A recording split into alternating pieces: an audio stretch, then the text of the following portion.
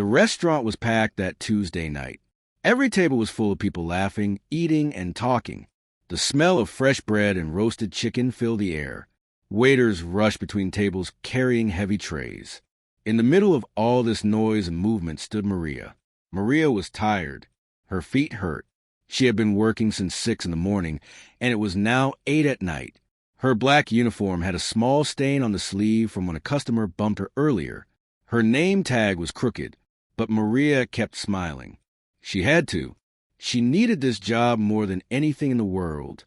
Maria carried a tray of water glasses to table 7. Her hands shook a little, not because the tray was too heavy. Her hands always shook when she was very tired.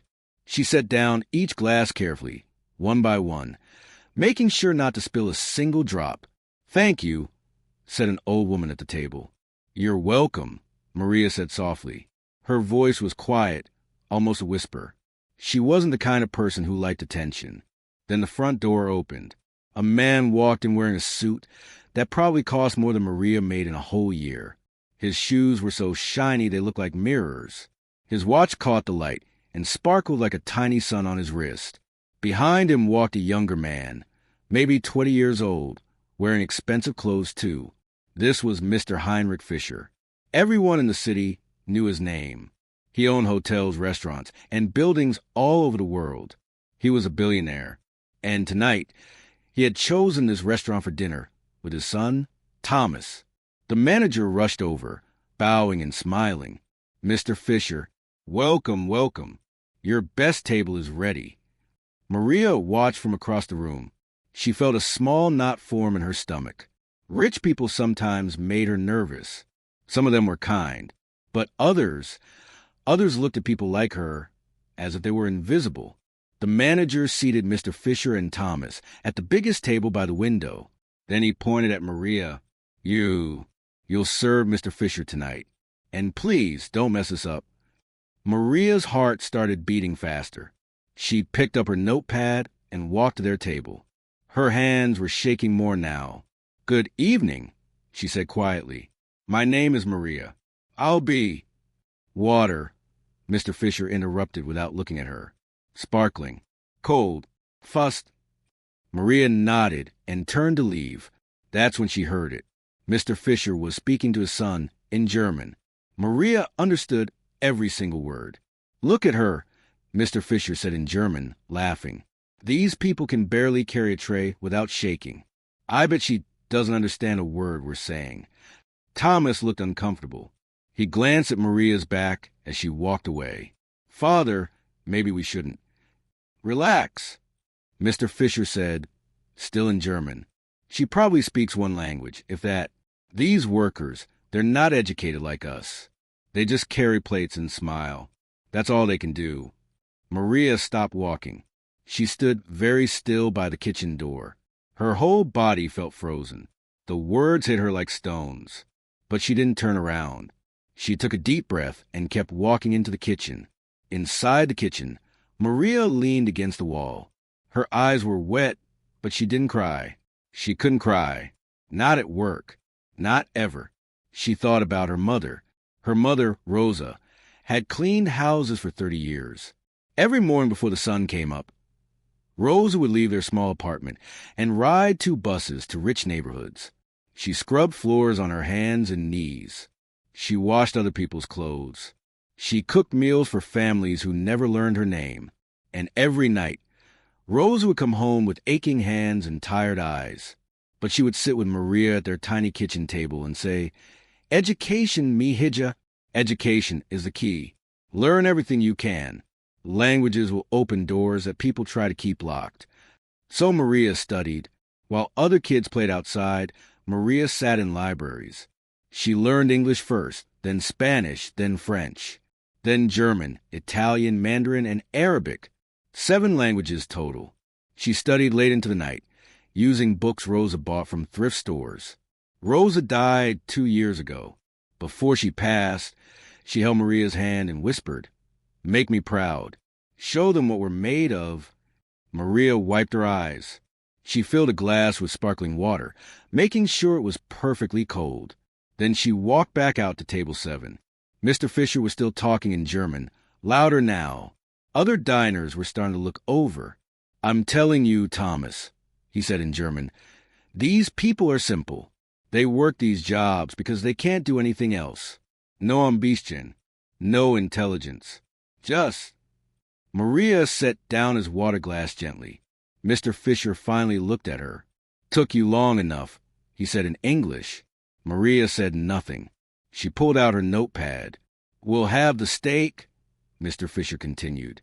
Then, switching back to German, he said to Thomas, "Watch this. She probably won't even get the order right. These people always mess things up." Thomas looked at his father with wide eyes. "Father, please." "2 steaks, medium rare," Mr. Fisher said in English to Maria. "And try not to forget this time. I know it's hard for people like you to remember simple things." Maria wrote down the order. Her hand was shaking so badly the pen nearly fell. Every part of her wanted to run, to hide, to quit and never come back. But then she remembered Rosa's voice. Rosa's tired, loving voice. Show them what we're made of. Maria looked up from her notepad. She looked Mr. Fisher directly in the eyes. And she made a decision that would change everything. Maria stood perfectly still beside the table. Mr. Fisher was looking at his phone now, not paying attention to her at all. Thomas was staring down at his napkin, his face red with embarrassment. Mr. Fisher laughed at something on his screen, then looked up at Thomas. In German, he said, "You know what's funny? These workers probably think they're important. They bring food to our table and think they matter. But the truth is, anyone could do their job. A trained monkey could probably do it better." He laughed at his own joke, a loud, ugly laugh that made other people in the restaurant turn their heads. Thomas closed his eyes. "Father, that's enough." "Oh, come on," Mr. Fisher said, still in German. "Don't be so sensitive. She can't understand us anyway.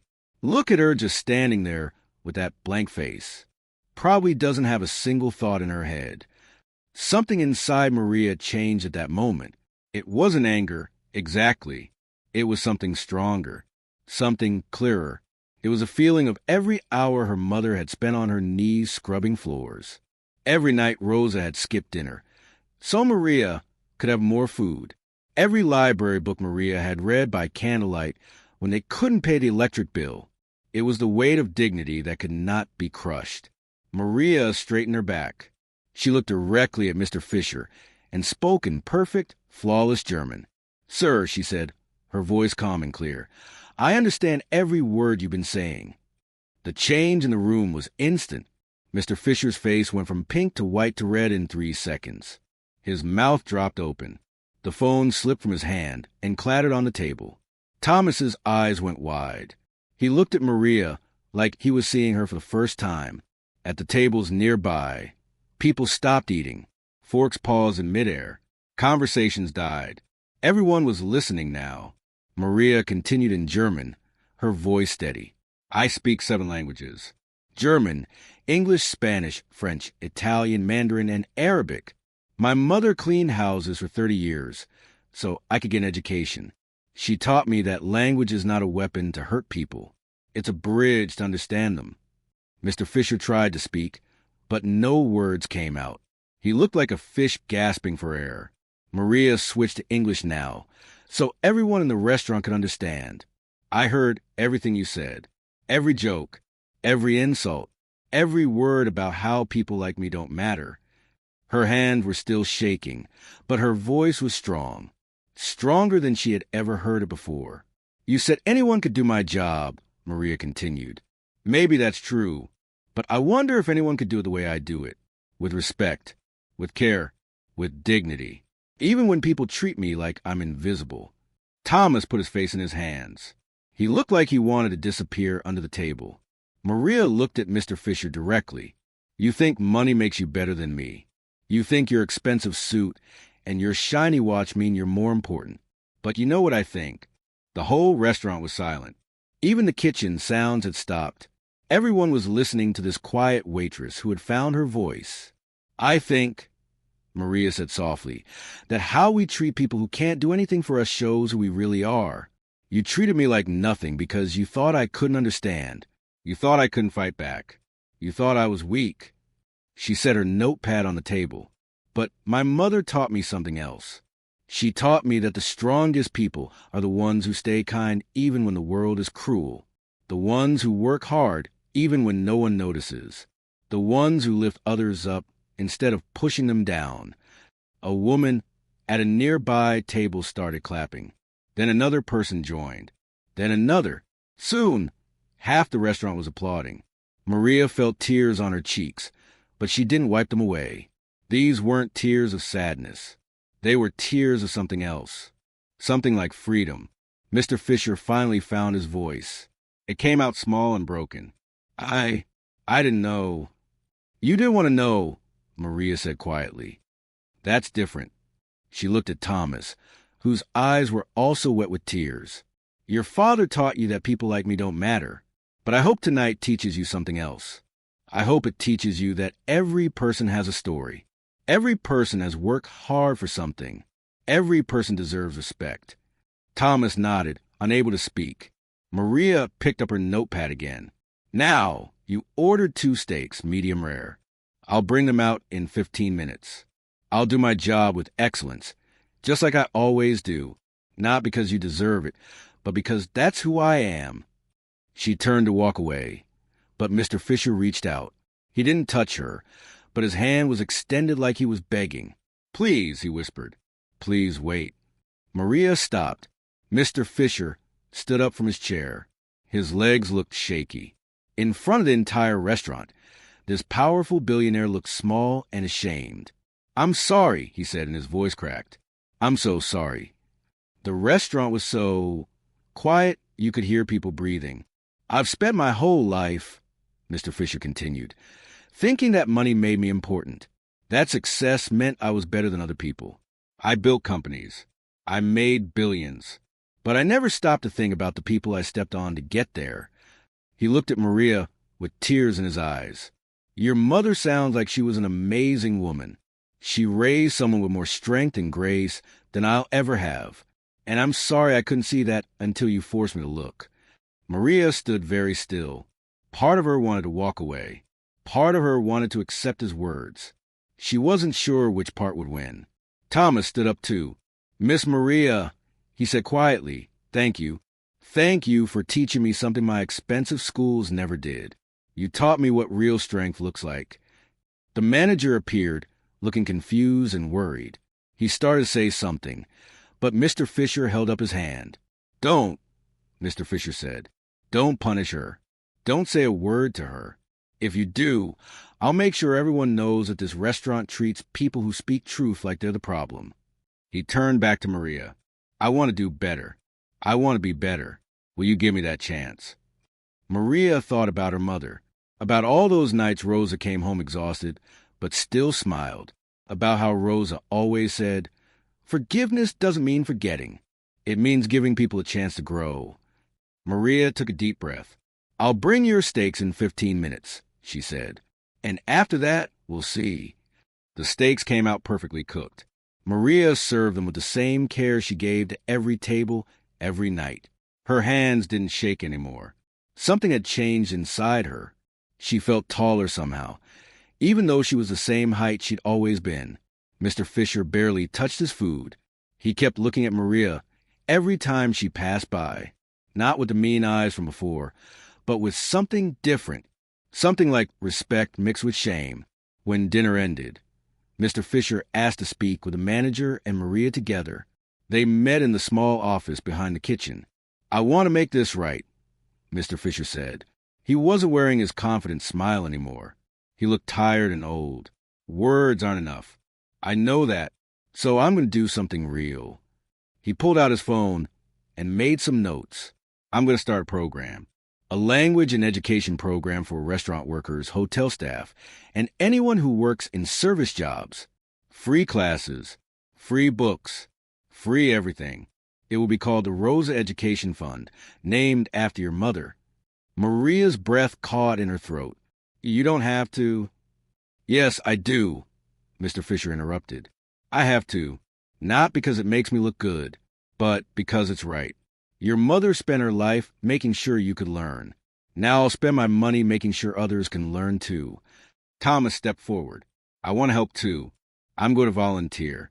I'm going to teach English to anyone who wants to learn. And I'm going to listen to their stories. Really listen. The manager, who had been quiet this whole time, suddenly spoke up. Maria, I'm promoting you. You'll be our training manager. You'll teach new workers how to handle difficult situations with grace. You'll show them what real strength looks like.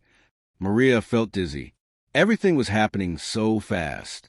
Just 2 hours ago, she was invisible. Now, everyone was looking at her like she mattered. I need time to think, she said quietly. Take all the time you need, Mr. Fisher said. But please, let me do this. Let me turn my shame into something good. 3 months passed. The Rosa Education Fund opened in a small building downtown. 20 students came the first week. By the second month, there were 200. People came after work, tired but hopeful. They learned English, Spanish, computer skills, and business basics. Thomas was there every Tuesday and Thursday, teaching and learning at the same time. He heard stories from people who crossed deserts to find work, from mothers who worked 3 jobs to feed their children, from fathers who left their countries to build better lives for families they might not see for years. Each story changed him a little more. Mr. Fisher visited the program every week. He didn't come with cameras or reporters. He came quietly, sat in the back, and listened. He started to learn Spanish, struggling with words that the students helped him pronounce. For the first time in his life, he was the one who didn't know everything. And it felt good. It felt like growing. Maria became the heart of the program. She trained the new workers at the restaurant with patience and kindness. When someone made a mistake, she didn't yell. She showed them a better way. When someone was treated rudely by a customer, she taught them how to stay strong, without losing their dignity. The restaurant changed too. The manager put up a new sign in the break room. Every person who walks through our doors, customer or worker, deserves respect. No exceptions. Workers who had been quiet and scared started to speak up. They shared ideas. They helped each other. The restaurant became warmer somehow, like a family instead of just a workplace. One evening, 6 months after that unforgettable night, Mr. Fisher came to the restaurant again. This time, he didn't come to eat. He came to see Maria. I want to show you something, he said. He took her to the education center. Inside, the walls were covered with photos. Students who had graduated, people who had gotten better jobs, families who were reunited, children who were going to college. In the center of the wall was a large photo of a woman with kind eyes and tired hands. Rosa, Maria's mother. Maria's eyes filled with tears. Your mother changed the world, Mr. Fisher said softly. She changed it by raising you. And you changed me. That night in the restaurant, you could have yelled at me. You could have embarrassed me. But instead, you spoke with dignity. You showed me what real power looks like. Power isn't about money, Maria said. My mother taught me that. Real power is about how you treat people who can't give you anything back. Mr. Fisher nodded. I'm still learning that lesson. Every day. Thomas appeared in the doorway with a young woman Maria recognized from the restaurant. They were carrying books and papers, getting ready for the evening classes. We have 50 new students starting tonight, Thomas said, smiling. And Maria, 3 of them asked for you specifically. They said you inspired them. Maria felt her heart swell. This was what her mother had worked for. Not just so Maria could succeed, but so Maria could help others rise too. Thank you, Maria said to Mr. Fisher, for listening, for changing, for showing your son that it's never too late to become better. Mr. Fisher shook his head. No, thank you for teaching an old fool that wisdom doesn't come from wealth. It comes from people like you and your mother, people who work hard, stay kind, and never let the world make them cruel. 1 year later, the restaurant hosted a celebration.